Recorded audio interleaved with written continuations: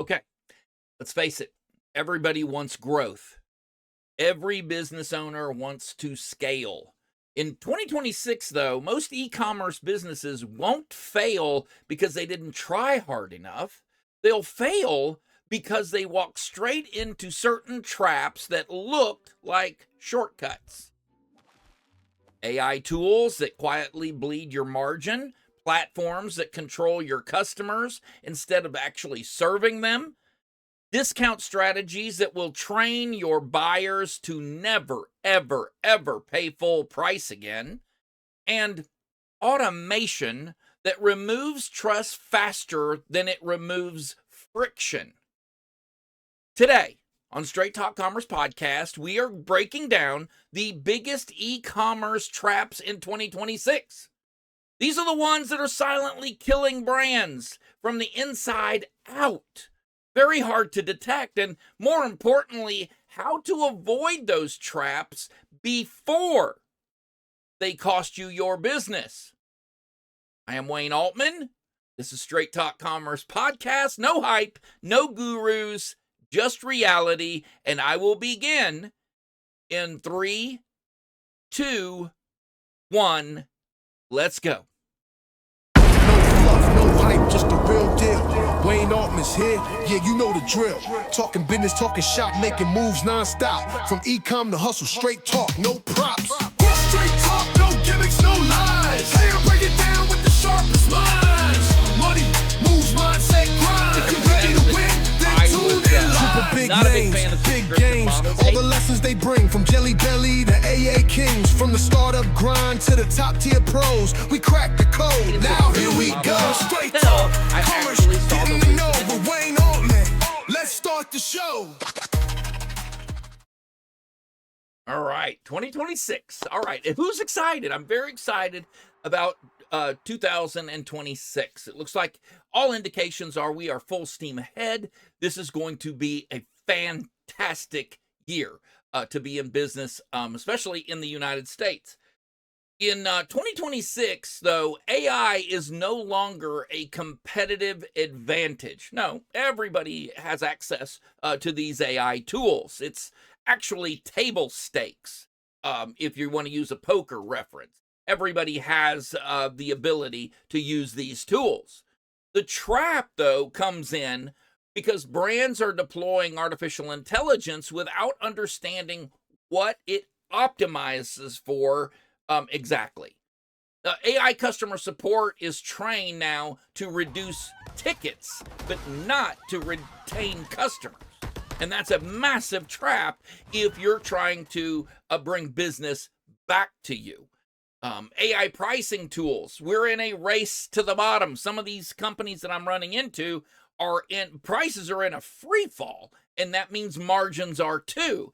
And that is no way to run a business. You cannot race to the bottom on your margin and expect to be here for 2027. It's just not going to work for you. The AI ad optimization is now starting to chase clicks instead of profits. Look, you need to be making a margin on every single thing you sell. And if you're not, those clicks can be more harmful than they are nourishment for your business. So you've got to watch that very, very carefully. An AI copy that sounds correct, it's grammatically correct, but it is absolutely devoid of any emotion. It is emotionally empty. You cannot sell to people without emotion. Purchasing, buying is an emotional response to an offer. AI will do exactly what you tell it to do. We are finding this out. And even if that means destroying your company, it will absolutely help you in that endeavor. You can avoid that by defining human-led strategy first. You create a strategy, use AI. I've said it a million times, use AI as a tool to get to that strategy. You've got to be able to use this as a tool, not as a crutch. You need to measure profit. You need to measure LTV, lifetime value of a customer, and you need to be able to use it to measure trust. Forget the vanity metrics. You cannot run a business on vanity metrics. Keeping humans in final decision loops is imperative if you are going to be using artificial intelligence, and you are, whether you know it or not, going to be using artificial intelligence going forward in business. The way it works. Okay, this brings us to trap number 2, platform dependency. You do not own what you do not control. I think everybody will agree with that. Okay, if it's out of your control, you don't own that thing. In 2026, platforms are not your partner. They're your landlord. And marketplaces, social commerce, creator platforms, they are absolutely incredible for reach. You are smart to join up with them. You are smart to be associated with them. But they are very, very dangerous for ownership. You expect to own something, it's very dangerous to be associated with them. And I'm going to show you how to mitigate that right now. Because the trap looks like this. I get 70% of revenue from Shopify. I get 80% of my revenue from Amazon, FBA. If you have an entire brand built on one social platform, danger, danger. Fix that. Fix that quickly. If Instagram, for whatever reason, goes belly up tomorrow and all of your customers were coming off of the Instagram platform, goodbye. You're done. Customer relationships controlled by third-party rules. In other words, if your platform, if your platform is telling you how to deal with your customers, you got to shed them. You've got to run like a scalded dog. It cannot go on. If you don't control it, you don't own it, and you need to get back to owning it. So the remedy for that is those platforms that are creating that kind of friction with you and your customer, you need to ease out of those relationships and build on a platform you own and control. Owning email, SMS, and customer data, those are yours. Those you absolutely need to be owning that. And treating platforms as a distribution, not as a foundation. That's very key here. And design your exit from those platforms before you ever need them. Nothing like waking up one day and realizing you have to exit Shopify and you got a gun to your head and you have absolutely nowhere to go. You have not prepared for that eventuality. That is a massive mistake, you guys. You have to have contingency plans for things that you see happening around you. Not doing that is a recipe for disaster. Not good. Third trap. The third trap I want to talk about is one that if I'm beating a dead horse, this is the horse that gets the whoop the most. Discount addiction and fake urgency. The fastest way to kill a brand in 2026 is teaching your customers to wait. Endless flash sales, countdown timers, one-day only offers that run every other week. You don't think that looks suspicious that you're running a one-day only offer on something every day? It looks very suspicious, and it is just, it's like the mattress store downtown that's going out of business for the last 25 years. It's ridiculous, and your customers are not stupid, but they are trained, and you're the one that's training them. You're the one that's training them to behave the way that they are, and you can train them to buy from you just as easy. If everything is on sale, then nothing in your store has value, and you avoid this by shifting from discounts to value stacking.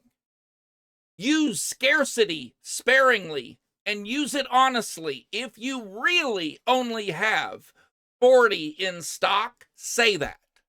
But if you tell people that you have 5 left in stock when you have 500, you're a fool. You are absolutely going to kill your business that way. You need to reward loyalty. Do not reward hesitation. Do not train your customers to wait until that countdown goes down and stack another discount on there because you're desperate for the sale. Ridiculous. And your customers will smell it, and they'll only come to you when your price, they think, is at its lowest. And they'll probably not even buy from you then, thinking there's one more time. A very bad way of going about this, you guys. I cannot stress it enough, but I keep seeing it. Okay, number 4 is data without context. Here's a fun thing I want you to do the minute you finish watching this, or the minute that you get a chance. This is urgent, so do it as soon as you possibly can. I want you to go in and count the number of dashboards you have associated with your business.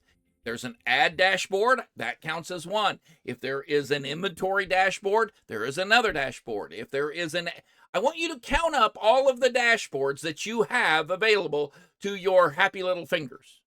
Brands in 2026 are drowning in dashboards. You're measuring your CTR, your ROAS, your CAC, heat maps. You've got attribution models. And yet, you still don't know why your customers do not buy and why they are leaving you. The trap isn't lack of data. It's lack of ability to interpret that data. And you avoid this by pairing quantitative data with quantitative feedback. Talk to real customers weekly, monthly. Talk to them as often as they'll speak to you. Measure their behavior. Do not measure their clicks. Measure their behavior. Find out what they are doing. If you have a group of customers that buy on every single sale, or they buy on a monthly basis, find out why and create that again for other segments of your customers. Okay, trap 5 is relatively, granted, it is a very relatively new trap for you to fall into. We're not getting rid of traps. Some of the old traps are still there. This one is relatively new, and it took me a minute to be able to put it on this list and to apply it to something. But incredibly, over the holidays, it was thrown in my face. It was actually I have an example. I have a very good friend of mine just started a business and was coming to me for some help, and we got to talking about one of his new AI that he attached to his business. And he basically said, hey, look, all I have to do is set it up. Once these guys set it up for me, it runs, and I just have to forget it. And that just, it's like a punch to the chest. Like, what do you mean? What could this thing possibly do? I really won't get into all of it, but it was set it and forget it. There is no such thing in business. Automation does save time. It should, but bad automation destroys your business. It destroys trust. It destroys profit. It destroys margins. It destroys logistics.